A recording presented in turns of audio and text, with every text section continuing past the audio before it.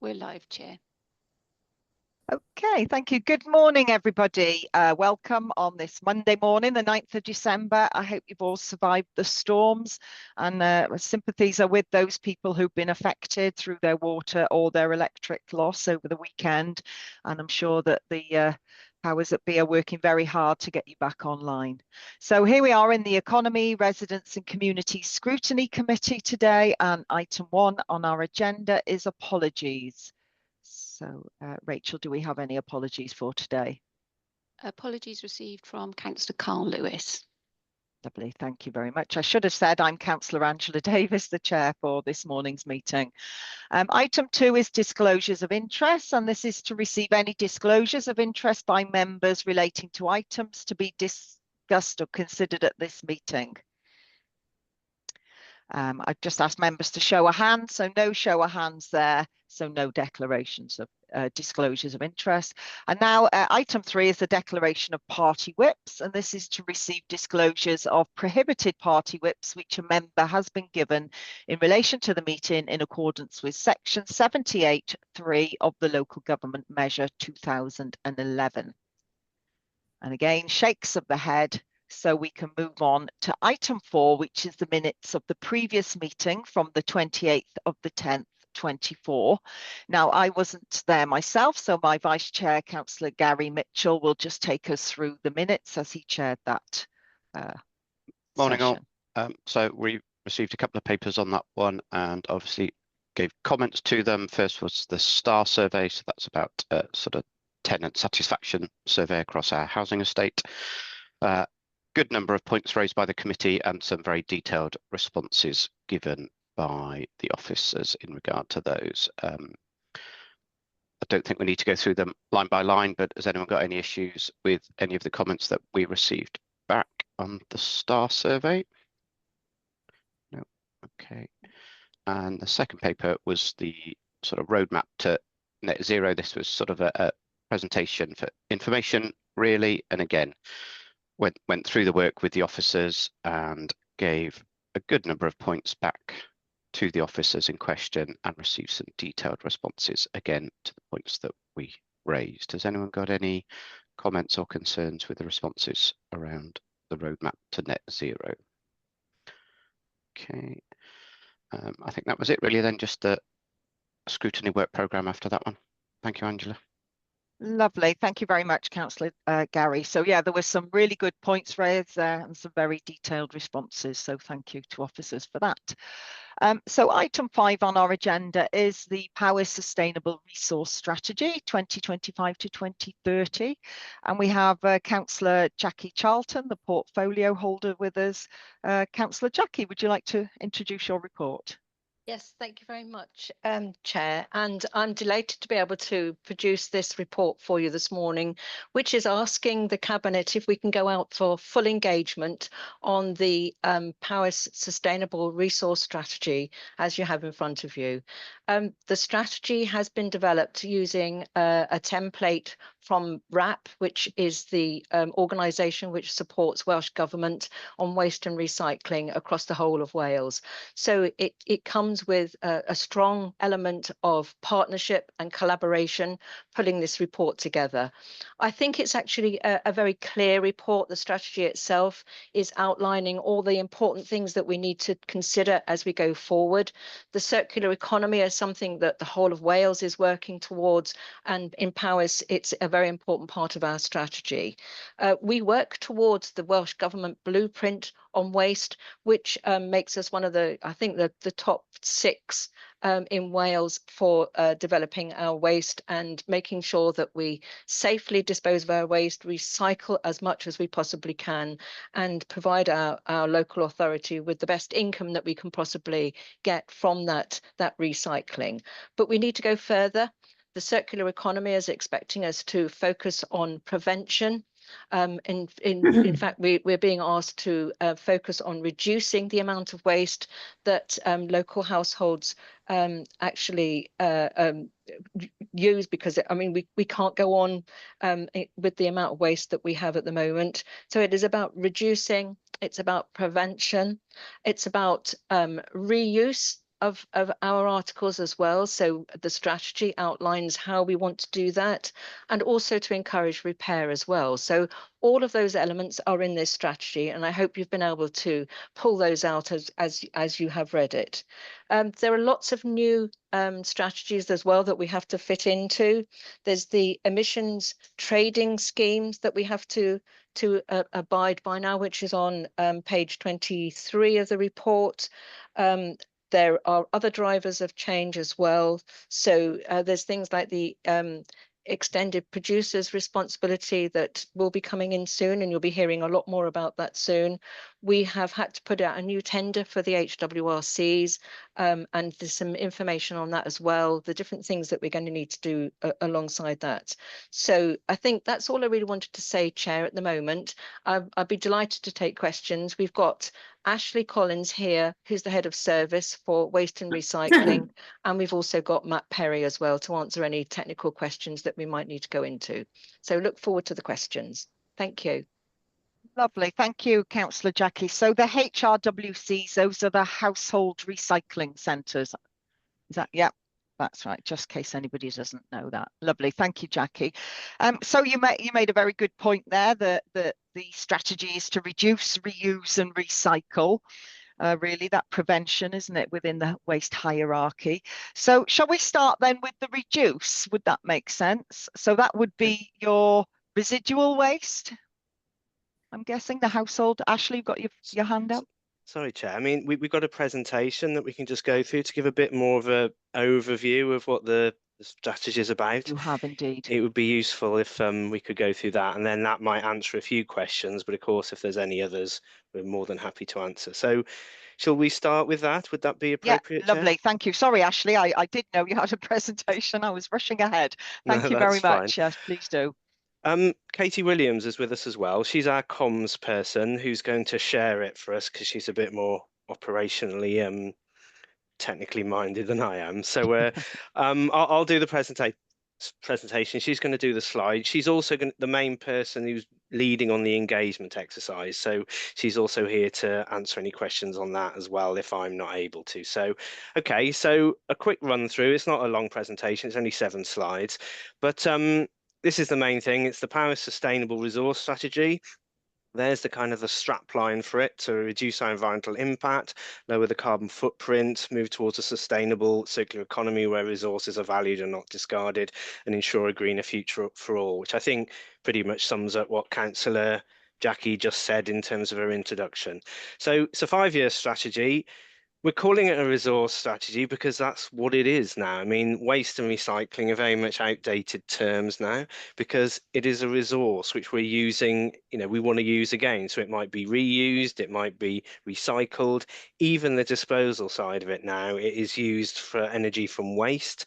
So that, whilst we'd rather get it further up the hierarchy, it is still a resource and we can recycle the bottom ash out of that. So that's an important change. We're not just trying to, make it look better than it is by not using the word waste. That is an old term. We're looking at resources.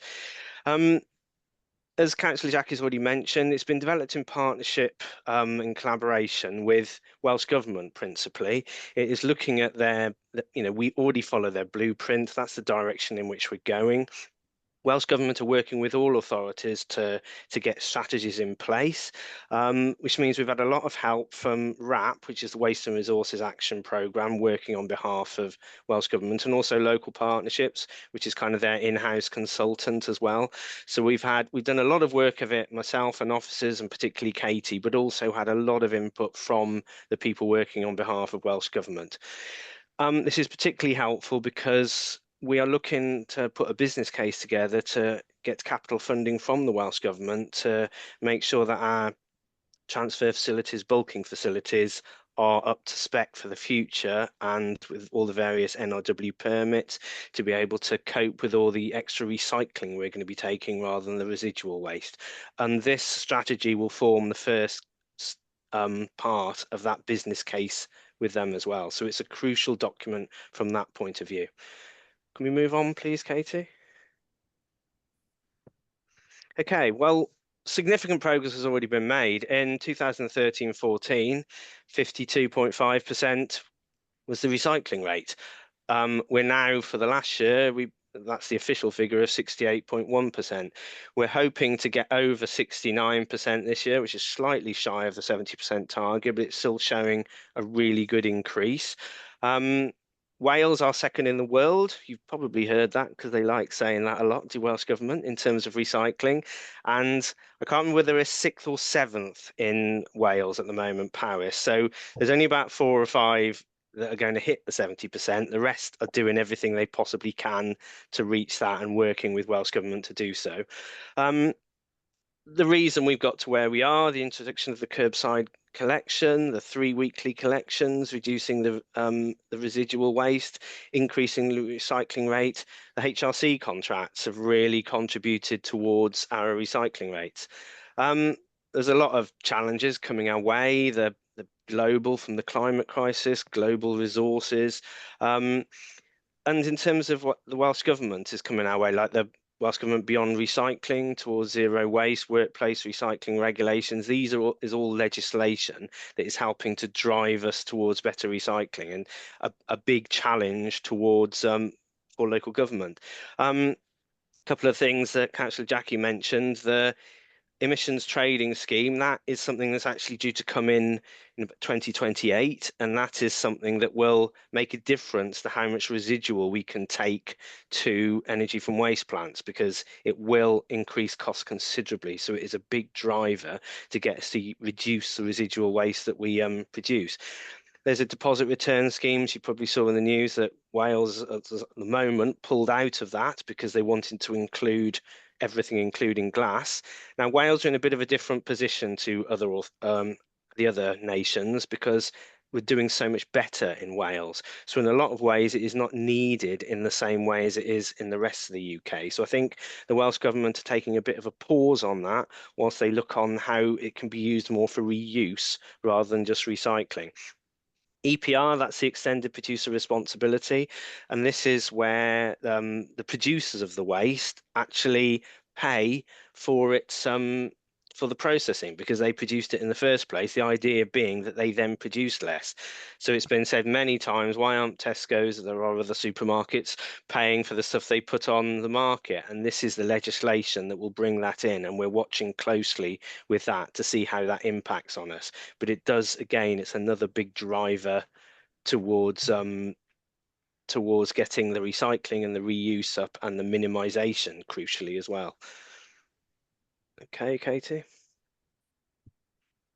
Thank you. Again, by working collaboratively with the community, we aim to achieve our sustainability goals, ensuring a greener future for all, and realise our strategic objectives, which are to be a carbon net zero council by 2030. These are all extremely challenging. Minimise the overall amount of household waste produced. That's the top of the hierarchy to minimise it in the first place. Increase the proportion of waste reused in line with the Welsh Government's various strategies. Now, this is something that we haven't been so good at in Paris, and something that the strategy is certainly pushing towards, getting things into reuse, because that is far better. There's still a carbon footprint of recycling. There's much less for reuse. Reach and exceed the Welsh Government's 70% statutory recycling target. That's the target for this year. It's likely to change in the future, particularly around the carbon metrics of material, rather than just looking at weight-based targets all the time, because clearly at the moment it is much better for us to recycle glass than it is plastic film, but the carbon footprint doesn't always follow the weight. So that is an important development that will be coming in the future. We need to invest in our recycling and waste infrastructure to future-proof services. We have our site in Abermule, which is it has its NRW permit. It is a modern site. The other two are less so, and there needs to be some capital investment to ensure that they can conform to the latest standards for NRW permits, and also to be able to cope with additional materials such as plastic film. And of course, we've got to provide an efficient and cost-effective service. That is essential, of course, in these times of stringent, difficult budgets. We need to make sure that whilst providing this service, it is as cost effective as possible. The next one, please. this is just a pictorial view of the waste hierarchy. So you've probably all seen this before, but at the top of it is prevention. If we don't produce it, then we don't have to bother with it, do we? That's clearly the best way of doing things. Then reuse, of course. Things get thrown away that could be so much better put to reuse. And this is something as part of the new household recycling centre contracts. You'll notice that we're taking the waste out of the HWRC. We still will accept material there of all sorts, but there is a real drive, particularly on the reuse element there. Recycle, we're very good at that. We've been doing it for a long time. We do have really good recycling rates at the curbside. We've recently increased our recycling from commercial waste that we collect as well, particularly with the workplace recycling regulations. So that's really good news. And of course, at the HRCs, we do allow residual waste into HRCs, but we ask that people sort it before they get there. So whilst we have a no black bag policy, people can't just bring in black bags unless they can show that it's been fully sorted before it gets there. And there's a lot of opportunity for recycling at these centres. We then have recovery. That's the energy from waste, where at the moment about 20% of what goes to an energy from waste plant is actually recycled, whether it be metals or the incinerator bottom ash that is used in the construction industry. And at the very bottom there, we've got disposal, which is effectively landfill. Very, very little of what we collect now is landfill, in fact, next to nothing. We may have an odd load that's rejected from the energy from waste plant. I can't remember the last time that happened. And the odd bit goes from the HRCs, but very, very little now goes to landfill. So when we have all these things about people saying, oh, we're stopping material going from landfill, well, there's very little going there anyway. The worst case is it goes for energy from waste. Okay. This is my favorite page in the strategy because it is just really shows the situation we're in. This was a compositional analysis that was carried out in 2022. We're actually having another one done as we speak at the moment by DEFRA, in fact, because they want to know what all the various places in the UK are doing. But what this really shows is just how much that's still in that black bin that can be recycled. And we've got to get to that. And that's one of the main drivers of this strategy. 45% of the materials that are either in that bin or it could be a purple sack could be recycled. And as you can see there, I mean, there's a huge amount of food waste, and that's the really big one, 20% of food waste. And when, we collect it every week, why would people want to put it in the residual bin for it to sit there for several weeks when we can just we can put it in with the food waste and we collect it every week. There's an awful lot that could be in the boxes at the curbside. And there's quite a bit that could go to the HRCs, as they will be shortly. Again, that's slightly more hassle for people, but it's still an option for them to take that. And then, of course, there's the garden waste, and there's still 3% of that bin is garden waste. So we need to make sure we get to that material because it's going up in flames, really, money. And this is the thing, it's certainly cheaper, even food waste, and there is a cost of processing that, but it is less than the cost of taking it from energy from waste. So that is just something that we really need to get to, and that is one of the big focuses of this strategy. Okay, last couple of slides. This is just the 5 main key aims of the strategy, which we've touched on already, but there's the reduce, reuse, repair. So prevent it, extend the product lifespans, and it's all about promoting this circular economy and stopping things getting into the waste stream in the first place. Recycling, again, we just need to get that extra material out. Everything we currently collect is recycled, I can assure you, unless it is severely contaminated, which happens very, very rarely. So whatever we collect, whatever it may say on social media and the like, it is all recycled. The household waste recycling centres, again, we're still calling them that because that's what they are, but they are going to be HRCs under the new contract, which will start next April. We need to increase the recycling and reuse rates at these. They're already very high, but there is still more we can do, particularly around the reuse. Awareness and enforcement, improving how waste is managed and reduce illegal activities like fly tipping. There's a lot of sort of coverage of enforcement, but it's awareness, really. That's what we need to do. We need to get people to realise, why are you throwing this stuff away? You don't need that extra capacity because we're providing it in the weekly collections. And very often when we're asked for additional capacity, we'll look at this people's wheelie bins, and there's just so much recycling in there that if they took all that out, there wouldn't be that requirement. So awareness is really at the forefront of that. Enforcement is something that we'd only ever do as a last resort, and that's more focused on things like fly tipping, people dumping bags by litter bins, these kind of things, you know. Okay, and of course the infrastructure, which we touched on earlier. We need to invest heavily in our certainly mid and south sites to be able to make them fit for purpose for the future, both to cope with the additional material and also to comply with the new permitting regime. They're currently under the old permits, but will at some point need to comply with those. We need to make sure they're ready and fit for purpose and can cope with the direction we're going in. And as I said earlier on, this strategy is part of a business case to ensure capital funding from Welsh Government. So it's like so very crucial in that respect. And the final slide is there'll be a 12-week public engagement exercise. So we want to go and find out what people's views are. I mean, there's a lot in this strategy that is part of Welsh Government legislation and also part of the blueprint and how we need to work with them to get to these levels. So, but we want to talk to people. We want to see how they think they can help us to do that.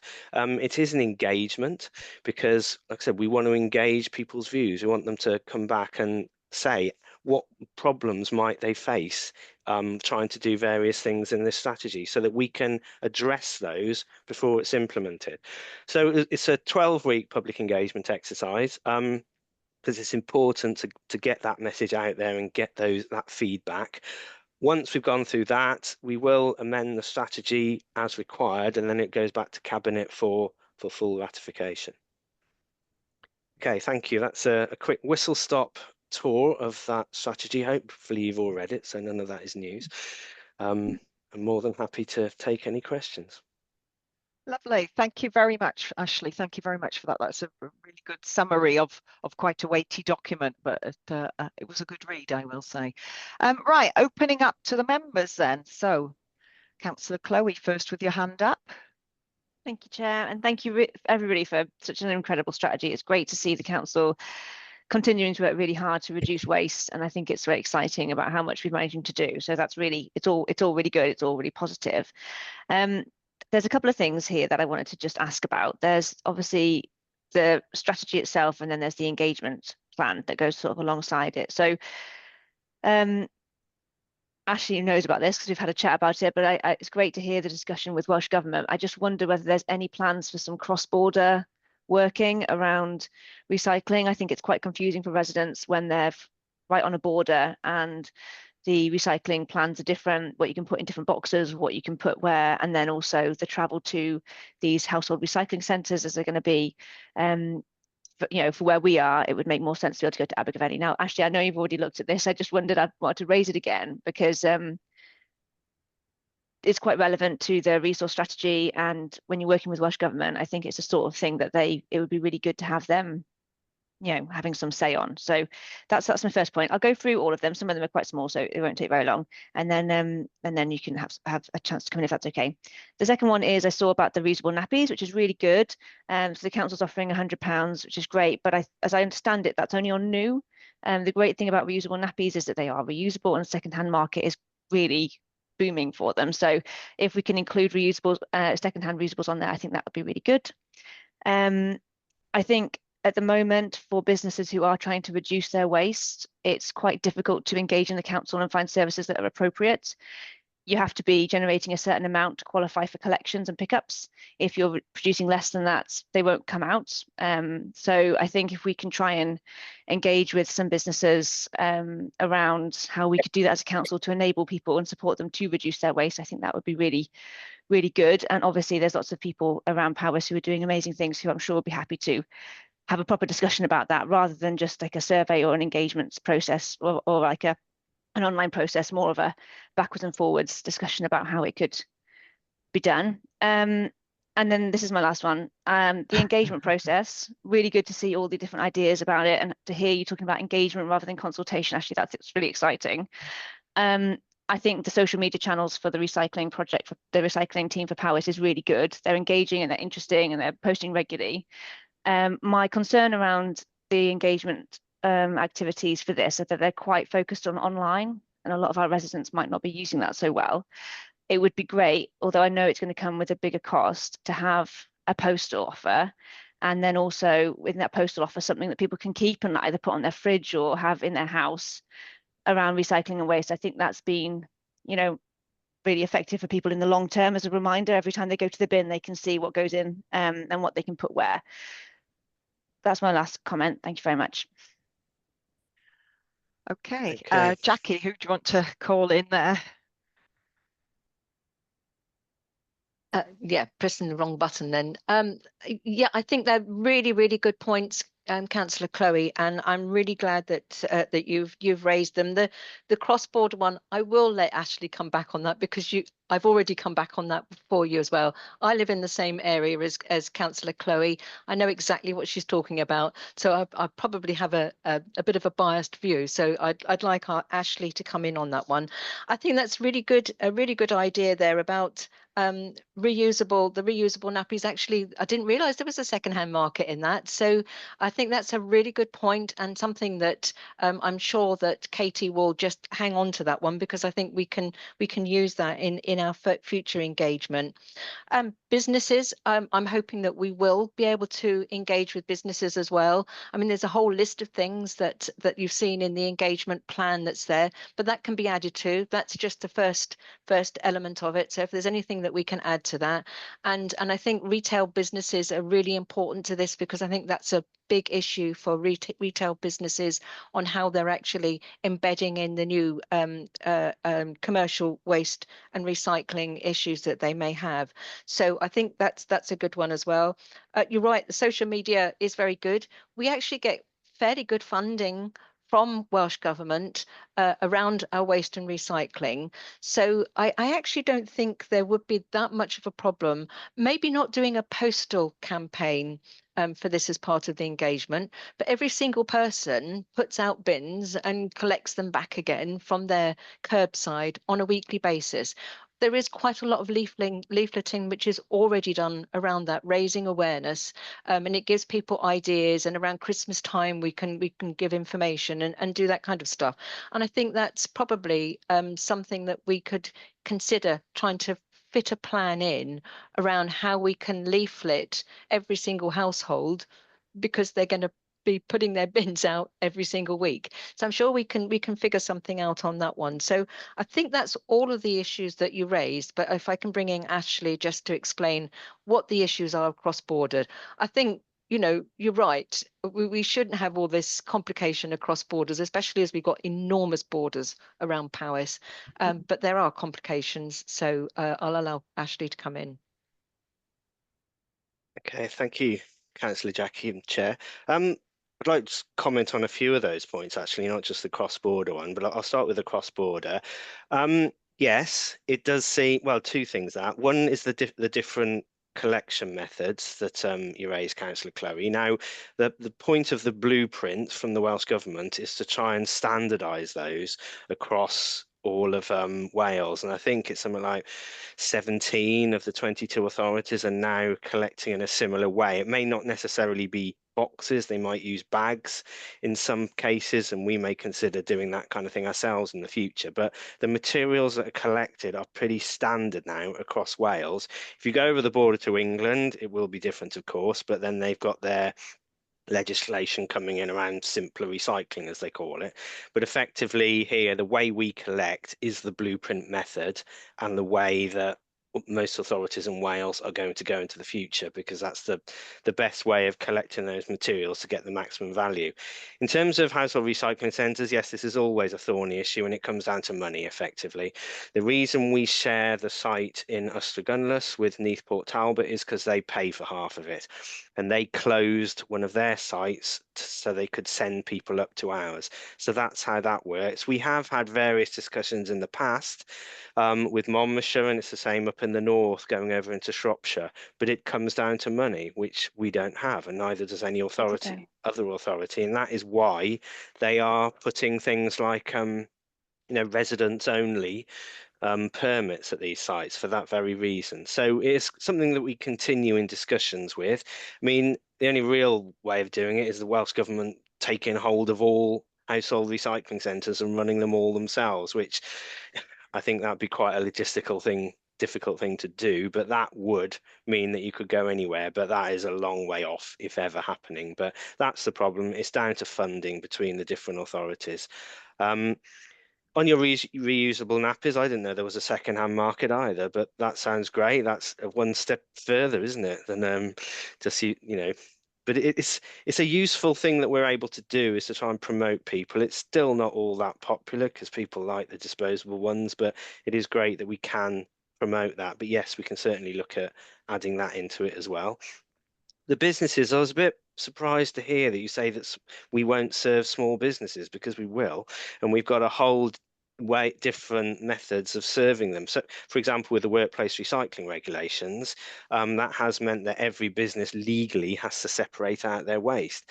Now, the way that we're doing this for shops that haven't got much space is saying that we can provide basically a Hessian bag for you to put your paper in, because that's probably all you're likely to have that's separate. You should have something for your residual, but that can be just that we have green sacks, and they could put one out every month if they want to. So we can provide it to the smallest possible level. They shouldn't need to do things like food because they won't produce enough of it.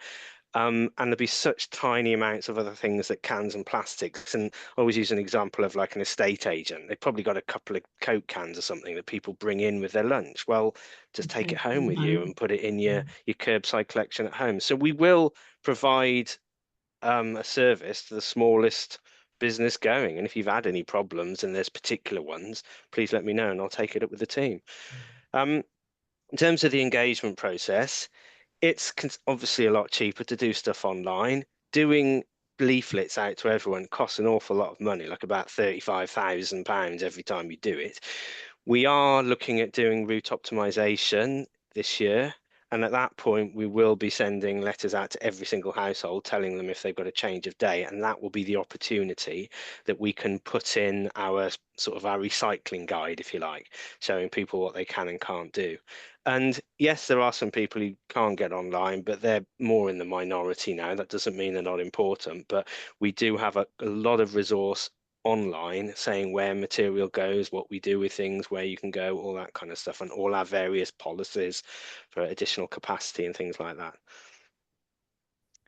Okay, Thank you, Ashley. Covered. Chair, can I come in just quickly? I think I might have misunderstanding there for Ashley. Sorry, I wasn't suggesting that you didn't service small businesses. I think it's great that you do service small businesses. We see that a lot in Crickhowell. It's more that businesses producing a low volume of waste and only wanting a collection less frequently are not able to get it. It's the frequency and the volume rather than the sort of size of the business. But yeah, we can have a chat about that later. That would be great to understand a bit better the opportunities there. So thank you very much for coming back on that. And I didn't mean to have a go about the cross-border thing. I know we've had a chat about it. I know it's really complicated. I just got to raise it every time. Absolutely, it doesn't make sense to residents. It's quite clear, but it is very much a financial issue. Okay, lovely. Thank you, Councillor Chloe. Thank you, Ashley. Councillor Jackie. Councillor Peter.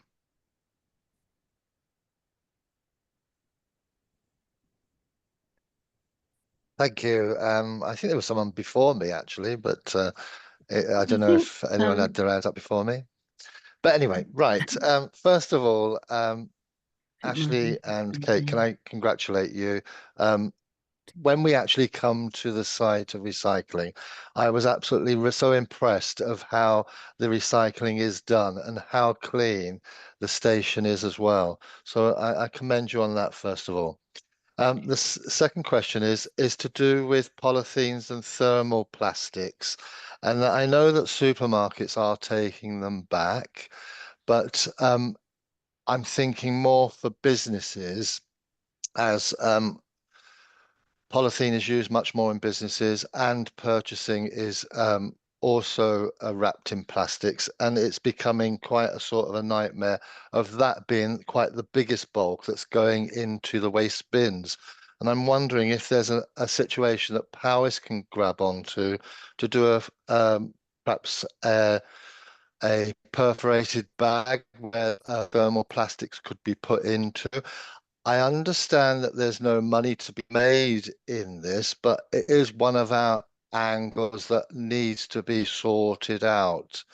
And going back many years when I was a child, I mean, you always used to go to a shop and have it in a paper bag, or you used to have the milk bottles, and it seems like we've gone backwards rather than forwards. Second part of my question is that with leafleting, we are creating waste, which, as you had brought up, actually. But I'm wondering, with the new technology, is videos how to manage waste, a TikTok or something like that, that perhaps some young people could actually show people on a sort of a small sort of video how you can reduce waste at a very, very commodity way. And I know that you do also supply bags for clinical waste, which is fantastic as well. I think that gives an opportunity for people to actually sort out different wastes as well. So they are some of my questions. Thank you. Thank you, Peter. So, Councillor Jackie, back with you. Thank you very much. And thank you, Peter. And again, Ashley will be able to give you all the technical background on the polythene and thermal plastics. But one of the reasons why we're doing this strategy now is that it gives us a business case that we can go forward. At the moment, we just do not have the infrastructure to take those soft plastics and the thermal plastics. It's not something that we can do, but we do rely quite heavily, and we're quite pleased to rely quite heavily on the supermarkets to take that in. I'm not quite sure what they do with it, but they do take it from you if you want to take that in. So there is a service available there, but it is something that we are going to be actively looking at to see whether there is a way that we can provide that, but it will be based on whether Welsh Government provides us with the funding. But we're hoping that if this strategy goes through and the engagement process is successful and we get lots of different ideas as well, and that proves to be a strong element of what people want in Powys, then we can make that case. So I'm hoping we'll be able to do that. And as for TikTok, I think that's great. I mean, I'm not going to use TikTok, but I think that's a really good idea.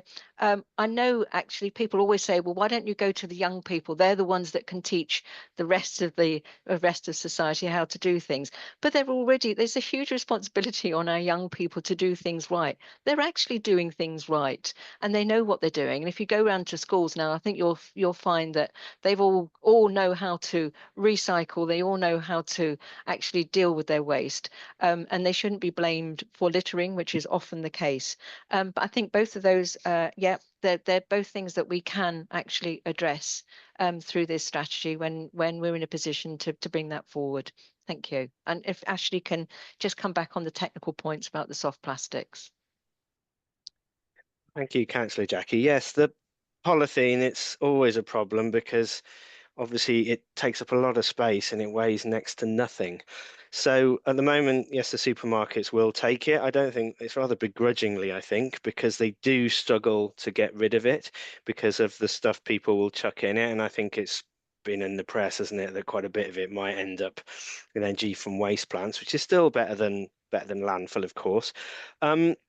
It is something that's going to be coming down the line, and this is why, as Councillor Jackie says, we do need to get our infrastructure ready to take it, because if anyone's been to the Abermule site, you'll see there's a big building with not a lot of waste in it at all, resource even, because we have to have these small amounts so that it's just in and out all the time. So things aren't kept there for very long at all. And you need quite a lot of space to store something like plastic film. And it also needs to be baled because otherwise you're just transporting a lot of air. Now, we will be looking to introduce this over the coming years. So long as we can get the capital funding and we can do that for our infrastructure. When we do that for residents, it makes sense to do it for businesses as well, because the material we collect from our commercial recycling basically mirrors what we collect from residents. So the future is to try and get more of that. I think EPR, the Extended Producer Responsibility, there are a lot of acronyms in waste and recycling, will help this, because at the end of the day, the producers will be paying for the stuff they put on the market. So this is where you've seen quite a bit, I think, in supermarkets. your mushrooms come in a cardboard container rather than the plastic one. I'm not sure how much better that is really, but in terms of the film and things like that. So I think that is the direction in which things are heading. But yes, it is something to look out for in the future.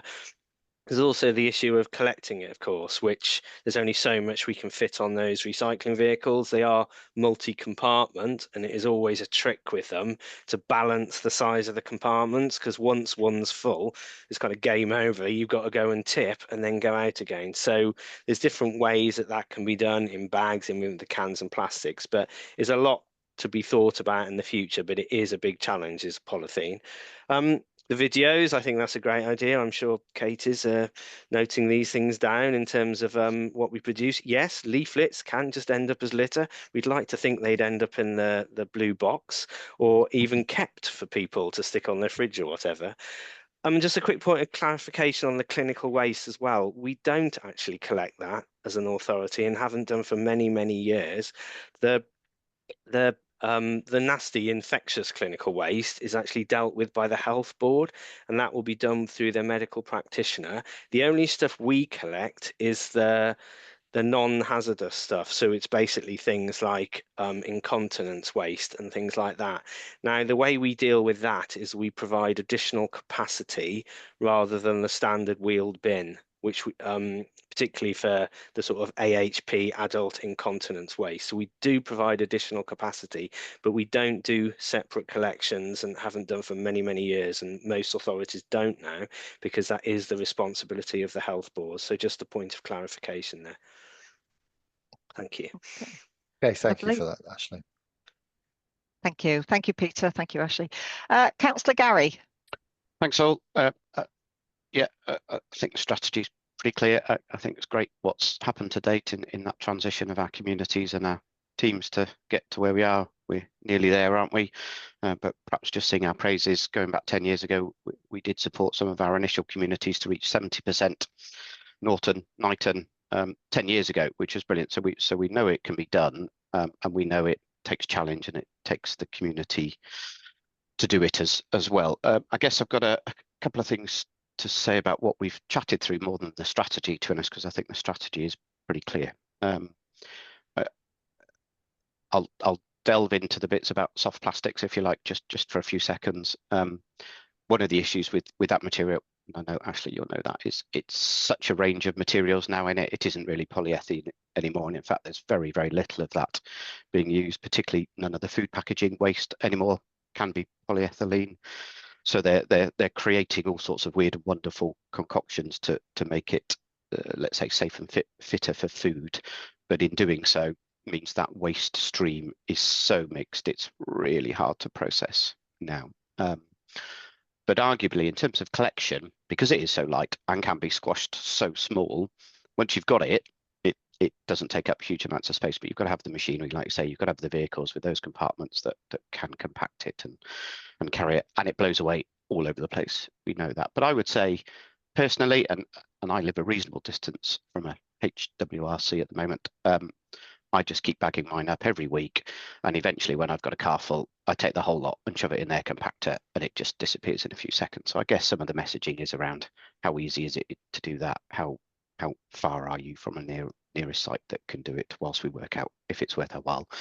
There have been trials on turning it back to diesel, actually, but because of that mixed stream now, doesn't really work, because most of it actually isn't, say, polyethylene based anymore. But yeah, it can be recycled to a degree, and it can be thermally recycled, but actually it's really challenging. So I think there won't be a market in terms of sales for it, because nobody really wants it, and I would assume it's a big cost for the supermarkets to dispose of. But I was going to say around messaging, I think yeah, clearly we've got a bit of messaging to do with ourselves and our communities, haven't we? If 20% is still in our domestic waste, if you like, in our bins, then hopefully we can reduce that through just good messaging, making sure they've got access to the resources. But I would say let's make sure we're truly partnered with the organisations that are best placed to do that. So Love Food, Hate Waste, Keep Wales Tidy, Carry Cymru, we know you partnership with them, but that's what they do. That's their sole focus. Let's not waste our time and our energy on stuff that's already out there and already being done very well. But how can they support us to deliver those messages across our communities would be important. you've got some quite historic ones around Slim Your Bin that work really well, and also the Museum of Bad Designs, where they really challenged the manufacturers to change the way that they were producing stuff so it didn't end up in our stuff. So there's a lot of history around this. I think a couple of questions I did have, Ashley, sorry, rather than just rambling on. Where are our energy from waste plants? Where do our materials that reach that sort of bottom of the pile end up? And have we just got one for the authority? So that's one of the questions. And then the second ones was, I was aware that effectively the street cleaning teams were struggling in terms of separation, and most of the bins certainly around Llanidloes, one of my nearest towns, are just black bins, if you like, brown bags in them, but it's a single waste stream, if you like. But I'm aware in other towns where they do have the mixed bins, but I was told relatively recently, so this is old news, I suppose, but the teams were still struggling to be able to separate those materials in those street bins, even where it was aimed to be recycled. And I assume that counts to our overall target. So it appears to me that we've got the infrastructure at home to do really well, but I'm not quite sure yet we've got it out in our communities, and we've talked about the businesses doing it. And then my last point is I do get generally frustrated when many of our own businesses within the authority that are wholly linked to Powys don't use our own services. Schools would be a key one, and I know they're free to spend their budget where they want to, but just makes sense to use our own services. And I don't know how we push or force that to a degree, but if we get more materials flowing through that business stream can be more effective because it can reach more communities. It can reach some of those smaller ones because it's already in that area collecting their resources. So sort of three points there, I suppose. Thank you. Okay, Councillor Jackie. Thank you, Councillor Gary, and thank you for that journey through the soft plastics. I think it's really interesting, and it does show a really high level of understanding amongst our councillors. But also, I think a lot of our residents do understand that as well. So, but getting that message across is really important. The food waste, yes, the 20% of food waste that ends up in our black bins. I mean, that shouldn't happen. There's a good food waste collection on a weekly basis, and as Ashley has already explained and suggested, why would you leave your food in your black bin for 3 weeks when you can have it taken away every single week? So getting that message across, I think, is really important. And I don't think it's laziness. I think it's just people's business, you know, their lives are so busy that they probably just do it for speed.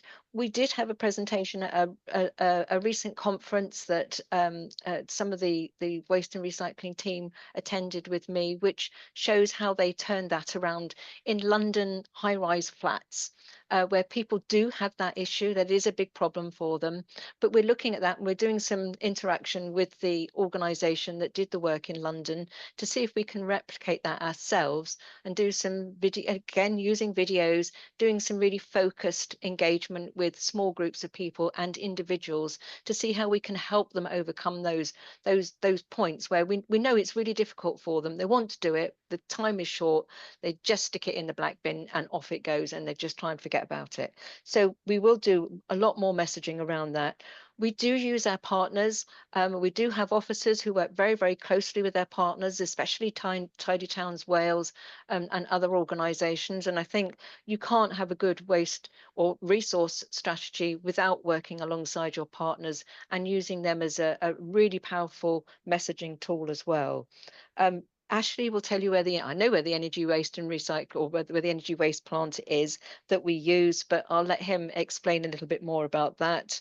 And also on the other technical points or technical questions that you asked around the separation of bins and businesses.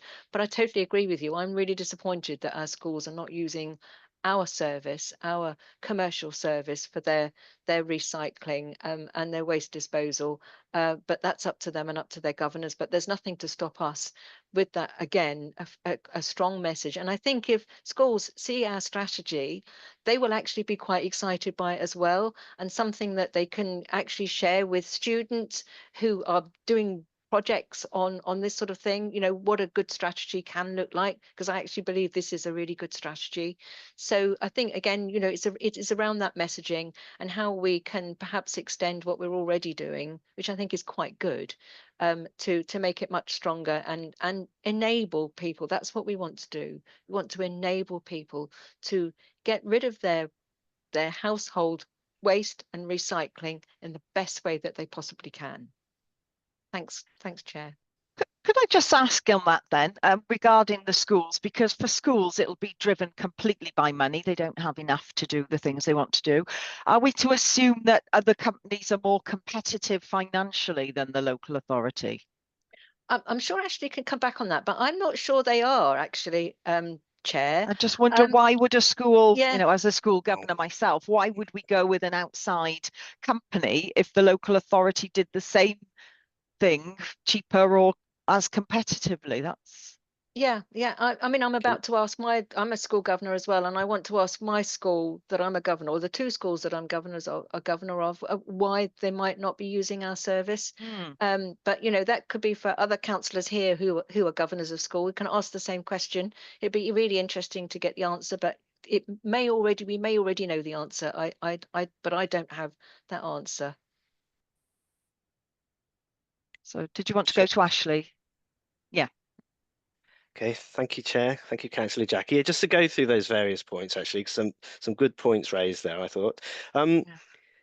The partnering, yes, we do, as Councillor Jackie said, we partner with quite a lot of various people like Carry Cymru and Tidy Wales and all these people, and also with Welsh Government. You'll have seen the Be Mighty campaign that they've been running, which has been a national thing that we've also tapped into, which has been on television and all sorts of things. So yes, I mean, we do work, again, all authorities really working with Welsh Government to try and get that message across as well. And I said Wales are very keen to say, look, we're second, we want to be first. So we are tapping into that as well.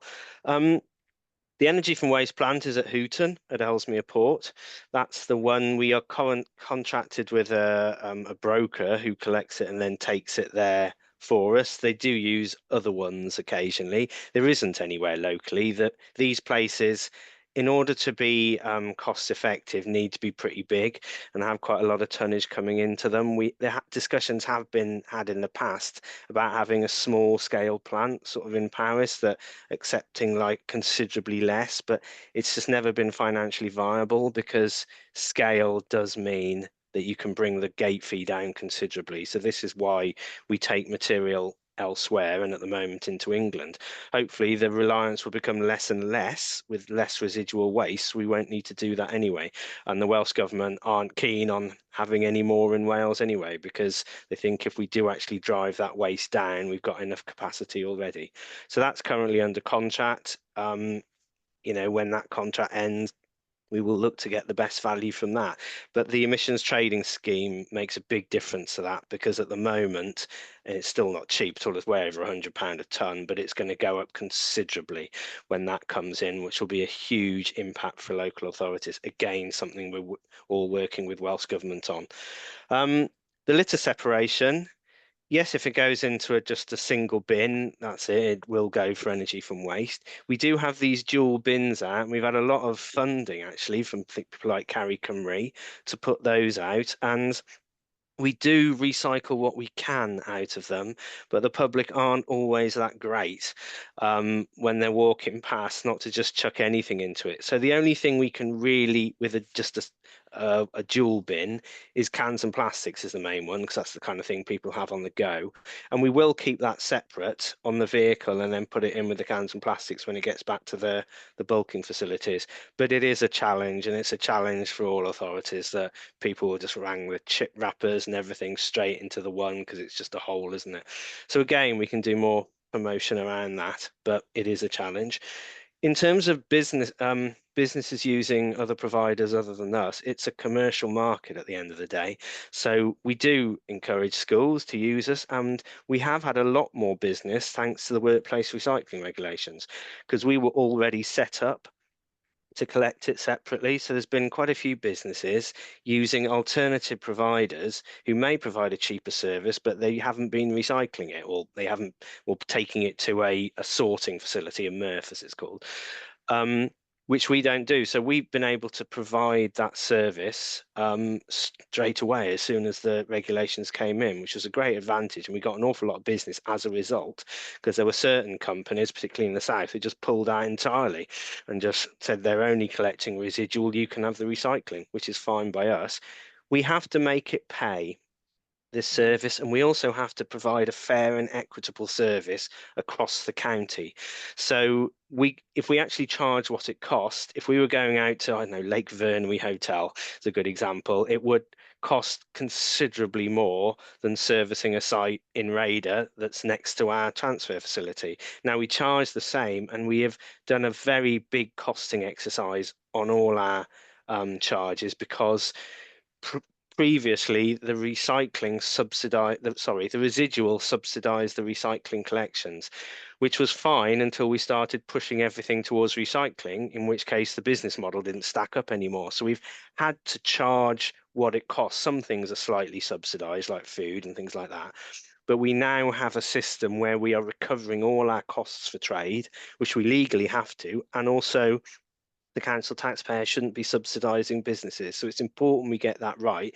And if a company comes in and says to a school, we can do it for half the price, so long as they're not breaking the law with the workplace recycling regs, there's very little we can do, to be fair, because we cannot provide a subsidised service. But more and more are coming back to us, actually, because we can provide that legally compliant service.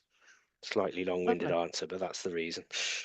Okay, well, that's a good news story then, really, isn't it? Councillor Jackie, you put your hand back up. Did you want to come back in there? Yes, please. Just very quickly, it would be really remiss of me if I didn't put my hand up and say thank you to all those people who go out and litter pick. And, you know, I missed some of Councillor Gary's question there on the litter, but a lot of the litter pickers actually separate out the waste that they pick up and recycle it. And I mean, we shouldn't have to do that. We shouldn't have to go out and pick up litter, but we do. And just wanted to say a big thank you to all of those people. And I'm sure there are people on this call who actually go out and litter pick. It's become a really big pastime for people now. It's good for your well-being. It does make you feel as if you're doing something for your community. But actually, if you are litter picking off of the sides of the roads and in your community, you can actually make sure that that's recycled, and that goes back into the circular economy. So I think I just needed to say that. So thank you very much for letting me come back, Chair. Thank you. Councillor Corinna. Thanks very much. I thought it was Prestine and Norton, going back to Gary's point, Councillor Gary's point, that 10 years ago had this really intensive engagement with people. And I was going to ask about the awareness and enforcement team, because you actually in this report mentioned door knocking to promote the circular economy, help to those struggling. And I was just wondering how you're going to do this with, you mentioned flats and communal areas you have a problem with, could be. And the other thing is, I've got a kettle that I would love to repair, but I went on the Repair and Efficiency Wales website, and there's no one who can provide that help near me at all. There's nobody, and I wonder how that small electrical service could be promoted on that website. Corinna, can I ask, is there a repair cafe near you? I know there's one in Sandringham. Sandringham. Yeah, the penny dropped, but that wasn't recognised. That there is one in Prestine, I believe. Yeah. So, Councillor Jackie. Couple of points there from there was a couple of points. I don't know very much about the facility that was at I think you are right, actually. It was Prestine and Norton. I have heard about it, and I think at the time it was quite innovative and almost revolutionary. But I think times have changed since then. I think what we're looking at is a completely different societal waste management that we need to look at. But again, I'll bring Ashley in to actually give you some background on that, because I don't have that background. Being able to repair electrical goods is something that we want to do. That is very much part of our strategy. And if we can make the business case to support that in our household recycling centres, that's what we will be doing.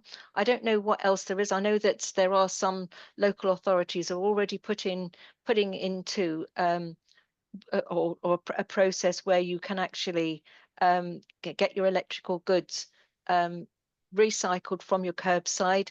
I'm not sure whether we're in a position to look at that as well, but it is something we're very keen to do. Welsh Government are very keen to actually encourage and support repair cafes or other ways of doing that. I've got a local repair cafe in Llangattock, and it is really busy, and I actually have my county council surgery on the same day as the repair cafe because so many people come in. It's a really good community hub and does all kinds of different things. But obviously, sometimes there are electrical goods that you can't repair. But I do think we ought to be putting in place facilities where we can actually investigate that and look at that and see if we can actually provide that kind of facility. So if Ashley could come in on the on what happened in Preston and Norton. Okay, thank you, Councillor Jackie. I'll come in on a few things there, actually. Preston and Norton, I mean, this is quite a while ago now, and it was something that was Welsh Government funded, and then Powys Council took up the funding of it. Yes, it was innovative. It was able to recycle almost everything that they did. I mean, there's some questions about how you can scale it up. I mean, they did use an old milk float with several bags collecting various things. Now, things have also changed in terms of where that material will be stored, and I think it would be quite difficult to do something on that scale now. As we found out with Abermule and getting the permit in there, it is a much more challenging, much more stringent system now. That doesn't mean that something like that couldn't be done, but it's the scaling up which is the tricky part. I mean, things like talking about the kettles, and yes, if you can find a repair cafe, great.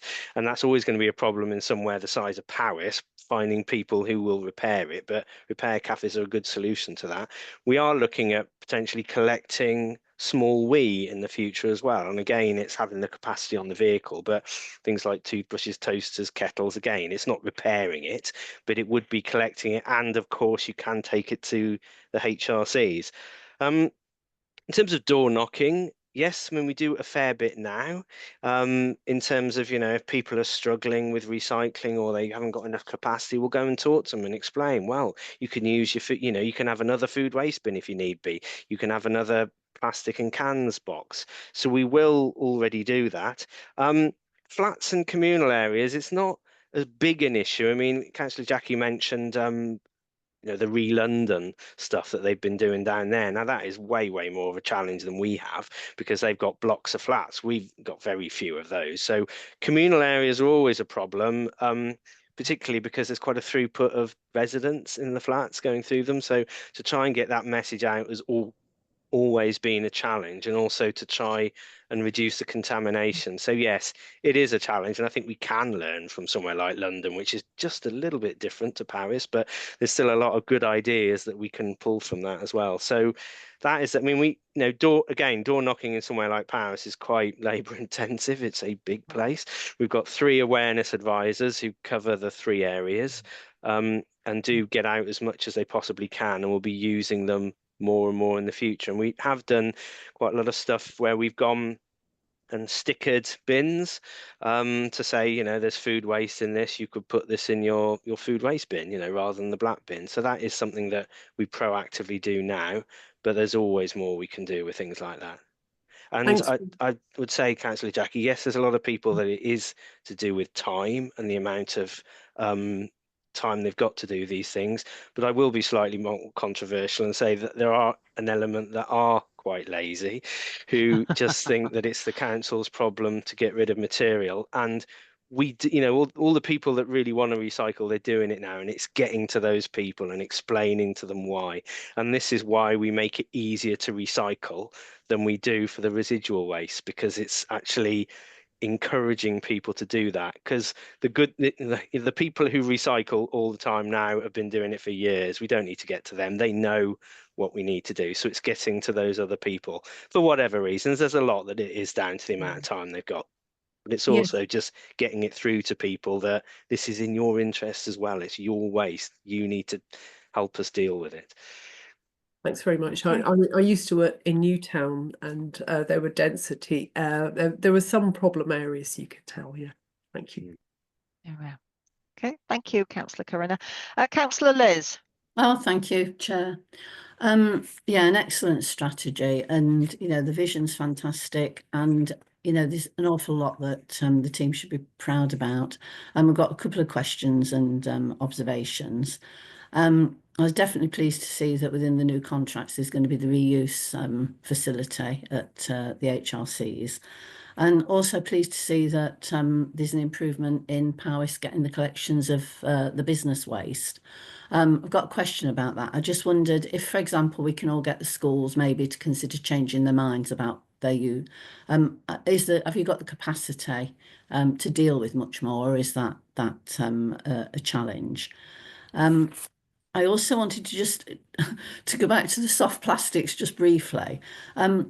On page 27 of the report where you set out, and I think you did it in your slide as well, I think there's about 11% of stuff that you say couldn't be put in the curbside recycling. Do you know how much of that might be soft plastic? Or is it just, a guess? And then third question, and we have talked about this before, Ashley and Jackie. On page 32 of the report, you mentioned the booking system for HRCs. And I just wondered, obviously it's a good idea in the sense of you need to stop, commercial contractors and the illegal use of the sites. But I'm just wondering now, in the engagement strategy within the consultation, what you might be doing to try to ensure that everybody has the easiest access possible to the sites in terms of use of the booking system. And then the other question was just a quick one. It's just about the bulking facilities. We've got 3 at the moment. Would the plan be, if there are grants available to either improve them or to extend, would that tie in with the 5 hubs that have been identified for Powys in the sustainable Powys policy strategy rather than policy? But thank you overall. I mean, it just seems that it's very, very positive, and we should be really proud of what's being done, I think. Thank you. Okay. Thank you, Councillor Liz. Jackie. Thank you. You're And smiling there. yes, I am. Yeah. Yes, I've got to say, I never thought I would get really excited about recycling. Rubbish. But I do. I find it's an absolutely fascinating area, and there's a lot of intellectual and academic thought that has gone into this as well, which I think is also, that's why I'm been quite interested in this, and how we overcome some of these things. Yes, I think improving the reuse facility is something that we've wanted to do for some time, but getting the strategy together has really helped us focus on that. We also know that Welsh Government are behind us on this one now. So as I keep coming back to the fact that if this strategy does go forward, it does provide us with a very strong element for a business case to actually do the things that we know that you want to do, but we also want to do as well. The schools getting the capacity. When I first heard about the commercial recycling that we already have always done, but potential for increasing that, it was something that I did challenge Ashley on. And how could we actually make this a really good commercial facility? And one of the issues that he did raise with me, and I don't think this is something that we can't overcome, but one of the issues that we have as a local authority, we have to provide a facility for our businesses, however remote they are. So for some of those businesses that are very, very remote, they're never going to get a commercial business to come in and take their waste away for them. We have to do it, and we have to provide that service. So that comes as a cost to the local authority. But my desire would be to make the business a business case, make it a much more commercial and productive. I think facility that we can do. We might be able to do that in future, but at the moment that isn't our main focus. But it is something that I think is something we could potentially look at, which then would enable schools to come to us, because we're not necessarily the cheapest facility, but we can provide them with a sense of security that what we do with what they give us is the right thing. We're recycling it when we can. We may even be able to reuse some of some of the stuff that they give us, but also to make sure that those things that we can't recycle, reuse, or repair are going to the right place. And I'm not always sure that those commercial businesses can give that kind of security to the way businesses get rid of their waste. The booking system, yes, I know this is an issue, and I know it's a particular issue for you, Councillor Liz, and you have raised that with us. I'm not sure where we are on getting all the facilities in place, and I'm sure Ashley will be able to, or maybe even Katie will be able to tell us where we are on that. I know the concerns are about it would be easy to book online, but not necessarily quite so easy if you are phoning or you don't have that facility. And we have tried to give some assurance that we'll be the mechanism will be in place for people to do that. But I don't quite know, I'm not quite sure how far forward we are on that one. And yes, I think that'd be a really important part of the engagement process, to get feedback from people about what they think about the booking system, because there is a lot of perception out there that it's going to be really difficult. But what we know that other authorities have done this, have found that it's really easy, it's very welcomed by people. It gives you the ability to go to the household recycling centre at a time that suits you, and know that you're not going to be queuing up, know that you've got an operative there to help you to make sure that you put it in the right bin. If you are less able, because a lot of our sites have still got steps, you'll be able to make sure that that information is put across before you go to the site, so you can get assistance and you can get help. So there's lots of benefits, but we do know that there are some perceptions out there and some fears that people aren't going to be able to use the sites in the same way that they've been able to do in the past. So if I can get some updates on where we are with that, Councillor Liz, I think that will help. But I'm hopefully I've answered some of your questions. Can I just ask there, Councillor Jackie, do we know, since the introduction of the booking system, has the amount, either number of visitors or amount of waste changed? Has it affected? We haven't, the booking system's not set up yet. It's going to come in the new year. So I can't give you that. Okay, But sorry, I think experience elsewhere has shown that actually it is a lot better. But again, I'll let Ashley come in, because he'll have all the, well, not all the figures, but he'll have a better idea of what's happening elsewhere. Ashley? Okay, thank you, Councillor Jackie. I'll start on the booking system then. Just to be clear, that is something that was decided as part of the budget back in February. So that, whilst, yes, as part of the engagement, we'd be interested in people's views, it is something that we need to implement because it has reduced the costs of the future contract for the HRCs. It is due to start in April, and we will be working closely with the contract to ensure everything is in place for that. It will be principally done online, and the experience from other authorities that it is something like 99% or more of bookings are all done online. There are ways to do it by telephone, and there are clever ways where you can do it through an automated system as well. But we will be encouraging, you know, we always do have a help desk who can make the booking for you. Yes, that would be difficult at a weekend, and this is where we're looking at automated systems potentially, but an absolute vast majority is done online with this. It has all sorts of advantages. You know, people do, when they think about it, think, oh no, how's that going to work? Why can't I just pop down to the HRC? Now, the idea with this is that you won't be having the queues. Like, there are times when you go and there isn't queues. There's times when you can be queuing for an hour or so to get in. It also means that the staff on site are much more able to help because they can control the flow of traffic through. And yes, we can't avoid the steps at the sites. We will be having upgraded new steps, but they will be there because the economies of scale mean that you have to have the bigger skips to be able to take the material away. But with a booking system, again, there's going to be more interaction with the staff so they can help people more. they can also help people recycle more, use the right facilities.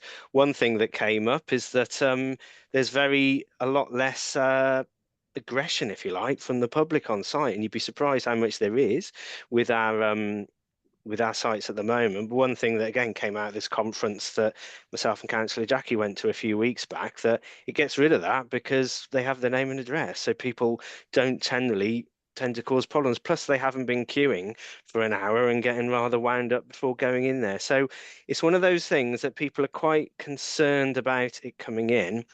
But once they're used to it, people generally love it. I mean, this came into place during COVID for a lot of authorities, and they've all kept it because it was just so popular with the public that they could just get an appointment.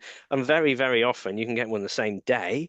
And you can also adjust the amount of appointments. So if you find that actually we could get in an extra 10 an hour, then you can easily change that on the system. So it's very versatile like that.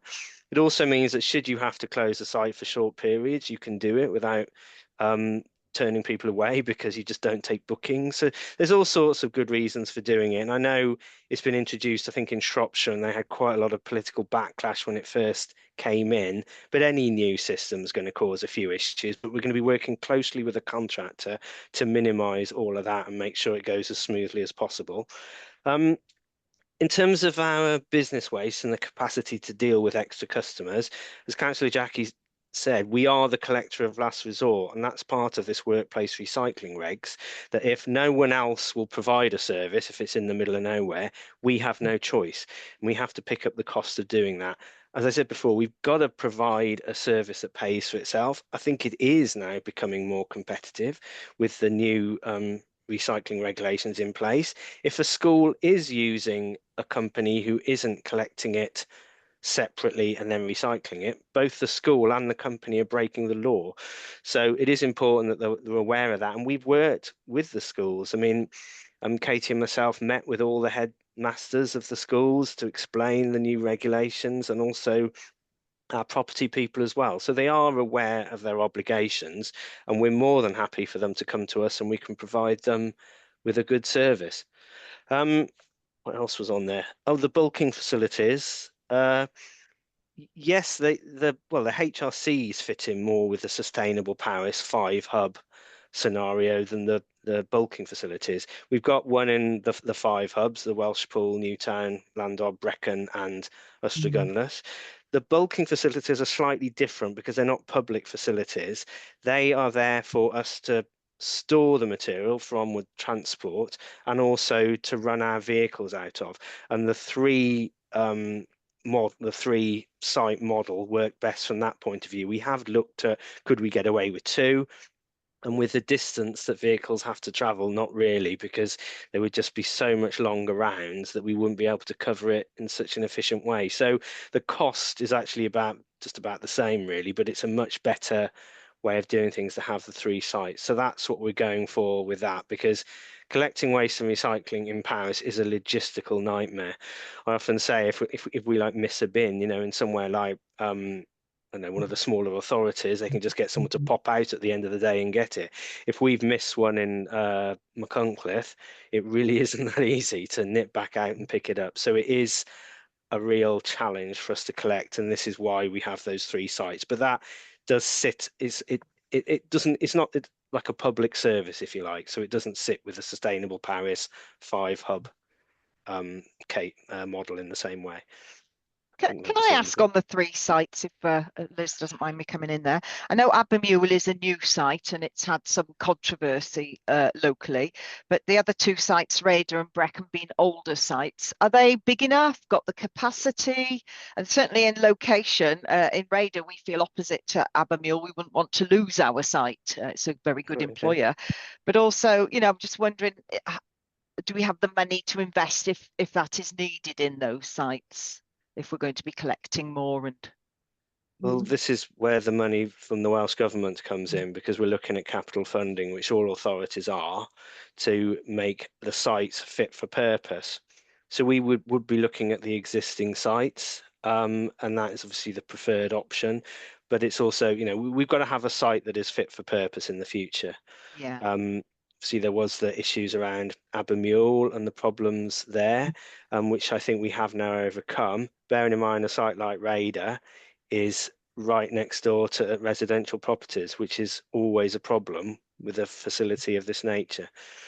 So it's always a challenge with waste and recycling sites because they're never popular, which is quite nice to hear that, Councillor Angela, that in Raider, and I think it is an asset to the town. I think it's a well-run site. People who visited there, I think you would say that. I hope so. Yeah, definitely. And we yeah. do try and be a good neighbour to all our residents because it is very, very close there, which is quite unusual for a facility of that nature. If I could just come back quickly, Chair. Yeah, please do. The reason I asked really was because of the Abermule site, and I think that it wouldn't necessarily be very popular to set up 2 further locations, but I think there has been a bit of talk around that. And then, in terms of the appointment system for the HRCs, I think once people get there, it sounds like they're going to get a really good service, but it is the bit about making sure that people can actually get the appointment and get there. So thank you. Thank you, Jackie, too. Thank you, Councillor Liz. Councillor Gary. Thanks, Chair. Just come back on a few things. I think I'm certainly getting the gist of how we engage with our communities is going to be critical here, isn't it? And Katie, I know that's the challenge that you've got. But just to sing the praises of the waste awareness team, certainly whenever I've had a fly tipping issue or dog fouling is a prominent one in many communities, or even those community litter picks, they're straight on it.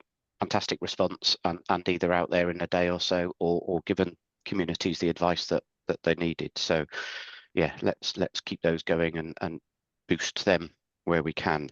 I just wanted to talk about a couple of things, and I'd be remiss of me really if I wasn't championing some of the ways that the communities can help us. So if it doesn't end up in our bins, it still helps our targets, if you like, if it's stuff that should have been recycled elsewhere and is ending up in landfill. And things like compost is obviously part of my day job, if you like, my business and food waste, and certainly would offer any of the officers and Jackie and co, if you wanted to come and see some of the community composting facilities that we've got in the authority. We haven't got many, but Crew Compostio in Machynlleth, fantastic example, collecting food waste, collecting garden waste, recycling it, if you like, and selling it back to the communities just to see how it can work. Because somewhere like Machynlleth is out on a limb, isn't it, for Powys in terms of getting back to depots and things like that. And actually, if it can help you get 20% of that food waste out of your bin by using the communities, then let's champion those as well. The one I was unsure about, I've got varying ideas in my head about what I may not have seen from the authority, but was around textiles. Am I right in thinking we can put textiles in our curbside recycling? And if we can, okay, I can see Ashley shaking his head. I thought I'd seen somewhere if it was in a separate bag, it could be, but perhaps not. So I guess, yeah, textiles is another material, isn't it? That I know every time I go to Potters in Newtown, every single textile bin is full, jammed, and they don't like you putting it on the ground, so it ends up in the waste, unfortunately, because they just can't get the collectors to come and collect them frequently enough. So that sort of shows to me there's a lot of volume going through and people are taking it to the tips. But okay, so I guess, yeah, there's an offer there. If you want to come out and see some community composting, get in touch, that's fine. And then, yeah, perhaps just how do we manage textiles? Thank you.